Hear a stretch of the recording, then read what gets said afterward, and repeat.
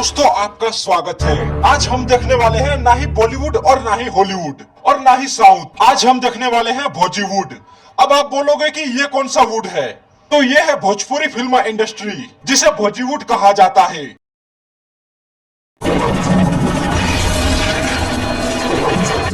ऐसे कुछ ज्यादा नहीं हो गया? मतलब अब ये है हमारे निरहुआ भैया, जो बचपन से ही साइकिल के शौकीन है। ये साइकिल से ऐसे ऐसे स्टंट करते हैं कि मानो साइकिल का आविष्कार निरहुआ भैया के लिए ही किया गया हो। साउथ वालों ने घोड़ा ट्रक के नीचे से निकाला, तो भोजपुरी वाले भी किसी से कम नहीं है। उन्होंने साइकिल ही ट्रक के नीचे से निकाल ली। भोजपुरी में भी बहुत सारे सुपर हीरो है, लेकिन इन सुपर हीरो के बारे में देश में बहुत कम ही लोग जानते हैं। अब निरहुआ भैया छोटी साइकिल से ऐसे स्टंट करते हैं, तो बड़ी साइकिल से ऐसे।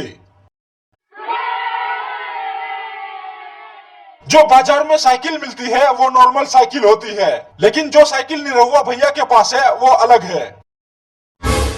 ये लोग रोड क्रॉस कर रहे थे, लेकिन ट्रक वाले ने ब्रेक नहीं मारी। लेकिन जैसे ही निरहुआ भैया की साइकिल नजर आई, तो तुरंत ही ट्रक रुक गई। ये होता है असली स्वैग। लेकिन ये साइकिल हवा में चिपक कैसे गई? मुझे तो लगा था कि साउथ और बॉलीवुड में ही ग्रेविटी का नियम लागू नहीं होता है,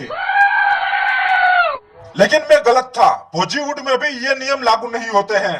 निरहुआ भैया को यह साइकिल इतनी पसंद थी कि उन्होंने साइकिल में से रिक्शा बना दी और बन गए निरहुआ रिक्शा वाला, और फिल्में भी इसी नाम से बनाई। अब बारी है बॉलीवुड के दूसरे सुपर हीरो की, हमारे पावर स्टार पवन भैया की। अब देखिए, superstar, rock star, mega star, ये सब तो दूसरे इंडस्ट्री में होता है। भोजपुरी में होता है पावर स्टार।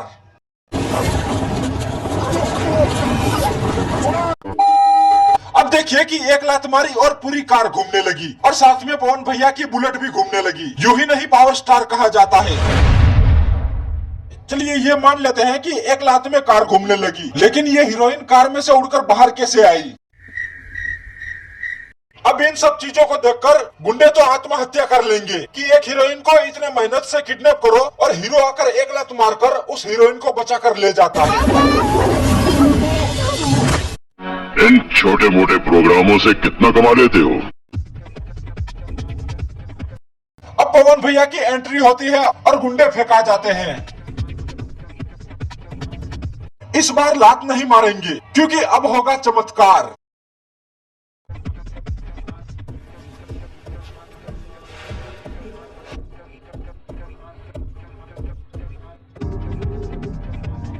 चश्मा फेंककर मारा और गुंडा फेंका गया, और तो और चश्मा गुंडे की छाती से टकरा कर फिर पवन भैया के पास चला गया। चश्मा हो तो ऐसा हो भाई, मैं भी ऐसा चश्मा लेना चाहता हूँ। अब पवन भैया पावर स्टार है, इसलिए उनकी सारी चीजें पावर वाली होती है, लेकिन असली पावर तो देखना अभी बाकी है।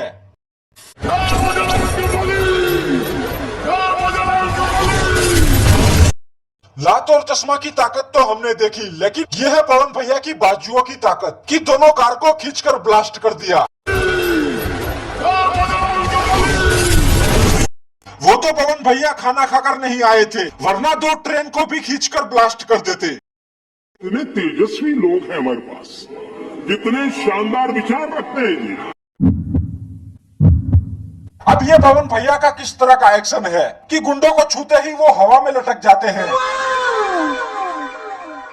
पवन भैया के वश में हो चुके हैं ये गुंडे। अब इनको हवा में से एक ही इंसान छुड़ा सकता है, और वो है खुद पवन भैया।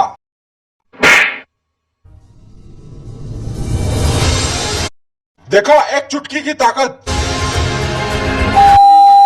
अब देखिए, हीरो के पास बची है रिवॉल्वर में सिर्फ एक गोली, और सामने आतंकवादी है 3। अब जैसे ही हीरो ने गोली चलाई कि बुलेट लेग स्पिन होते हुए आगे की तरफ गई। एक खोपड़ी, दूसरी खोपड़ी और तीसरी खोपड़ी, तीनों खोपड़ी उड़ा दी गई। एक तीर से 2 निशान तो सुना था, लेकिन एक गोली से 3 निशान देख भी लिया। क्या दिमाग लगाया है हीरो ने।